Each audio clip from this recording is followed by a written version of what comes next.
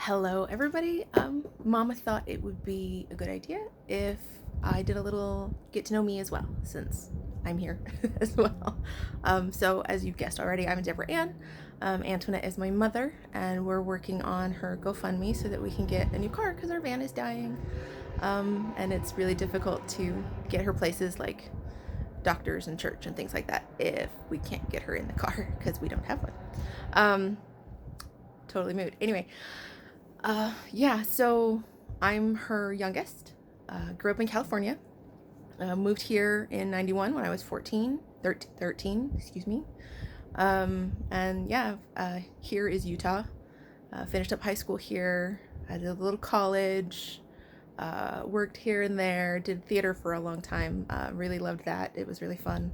I love arts, crafts, things like that. I love to be in the kitchen. I absolutely love to cook or bake, kind of make up my own recipes, come up with really fun things. I also love to do crafty things. I do a lot of paper quilling, which is like curled paper, little sculpture things and stuff like that.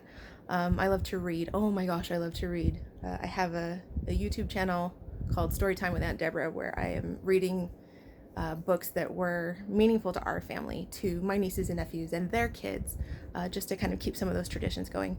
And then, yeah, I take care of mom. When I was working at Olive Garden in Provo. I love it. Been a server for a long time, let's just say that. More than a minute, but not quite a century. But I love it. I absolutely love it. I love talking to people.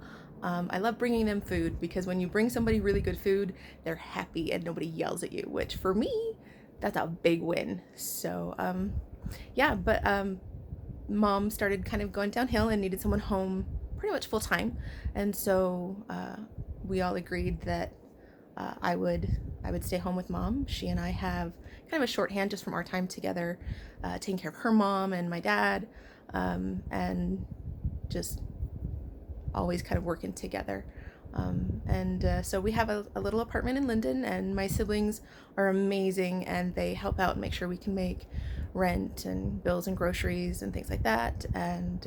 But as you've already read, if you've read our thing, buying a new car is more than we can do all together.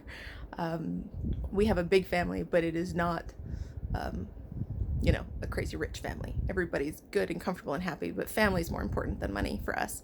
And so that's where our focus is, which in occasions like this may be a little bit of a drawback, but in all honesty, no matter what happens, whether we end up getting a new car or not, really, I mean, we're good because we're together and we're family, and we love being a family. It's not a perfect family. We have our little bumps, but we're a good family, and we take care of each other and we support each other. And I'm so grateful for my siblings to be willing to do that for us and to give me the opportunity to have this time with my mom, and really develop that relationship. My mom and I have not always gotten along. We butt heads still from time to time. There are days where she and I are a little too much alike. There are days where maybe I'm a little bit too much like my dad too. But we've been here in this apartment for about 7 years now. Daddy died in 2016, so yeah, about 7 years now. And after a bit of a bumpy start, we do really well, and we have more good days than bad days now. And we really enjoy it. We've spent a lot of time doing family histories. Not the genealogy, like names and dates and birthdays and stuff like that. That's all been done. But the stories, we love stories in my family. Stories are kind of sacred for us. They are a place where we can find all the beautiful things that are in the world around you. So we've been going through like family histories, going through all the old pictures, putting together photo albums, scanning everything up onto Family Search so that it's access for everybody, and just writing mom's memories, which has been really, really fun, to just sit down with her and listen to her life, what it was like when she was a little girl in the early 1940s and the 1950s, and, going camping in Yosemite with her parents and her sister, and going to the beach and dating my dad. Those are some fun stories. those kinds of things. It's just been really, really fun to have the time and the opportunity to really get to know my mom on a whole different level. This kind of thing isn't always easy. Sometimes it can be hard, sometimes it can be heartbreaking, but it is so rewarding. It is so incredibly beautiful. I've had the chance to help my mom take care of her mother, to help take care of my dad. And I have had that privilege with them and now with my mother to get to know them as not just, my parents, my grandparents, but actual real people. And it's kind of an interesting thing when you hit that point in your life and you realize your parents are human beings and they're not just these like mythical kind of all-knowing, all-seeing kind of people things.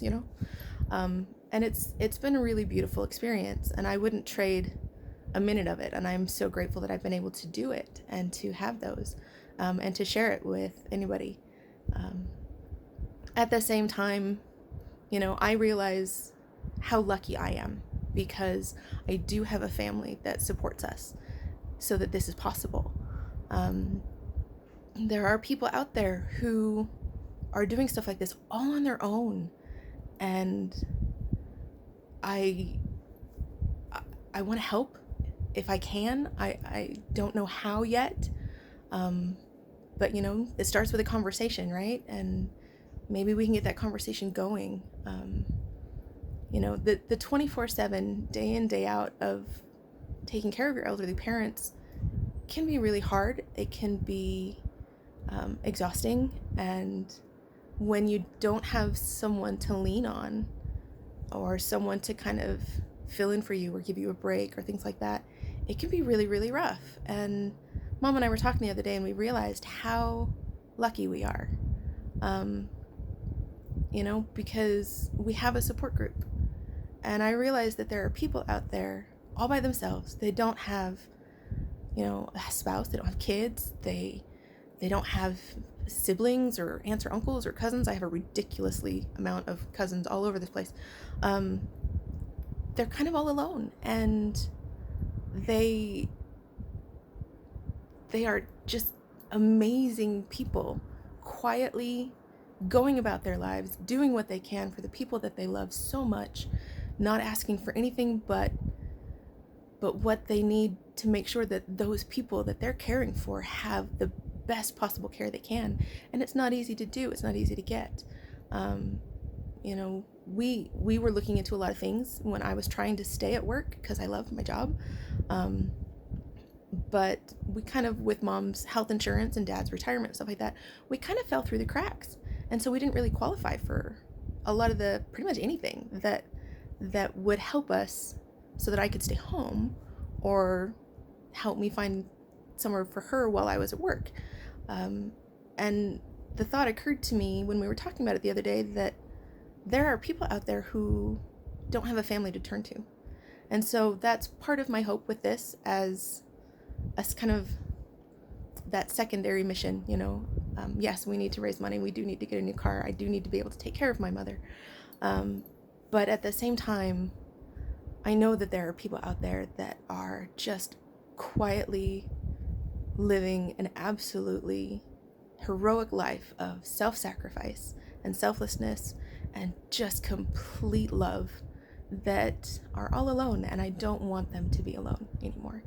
I'm gonna get a little emotional because I can understand what that would feel like, and I don't want them to be alone. And so I'm hoping that, as well as doing this fundraiser so that I can take care of my mom to my best ability, we can maybe start bringing these people into the light a little bit more and easing that load for them, and help them realize that they're not alone, and they don't have to be alone. There are people out there who want to help, who want to serve, who want to just find a way to make somebody's life better. And so I hope we can do that as well as we're doing this fundraiser for Mom and I. So that's my little about about me. These are, in case anybody was wondering, these are my parents' wedding rings. Mom, when she stopped wearing hers because her fingers would swell and stuff like that, she was worried about it either getting stuck or when they would unswell, it falling off and her losing it. So I put it on a chain with Dad's, and so that she could wear it, but then she doesn't really like having things around her neck. So I always wear it. This keeps them close so that they're always with me, which is important to me. So that's what these are. If anybody was wondering what I'm always playing with, if you see me in any videos, this is it. My mom and dad's wedding rings, because it just reminds me of that complete selfless family love that I live for. So thank you everyone who is supporting, everyone who is sharing, everyone who is passing this along. Please keep doing that. Check in. I'm gonna do updates. We're gonna have more videos. I'm working on having some fun little kind of fundraising activities and things like that.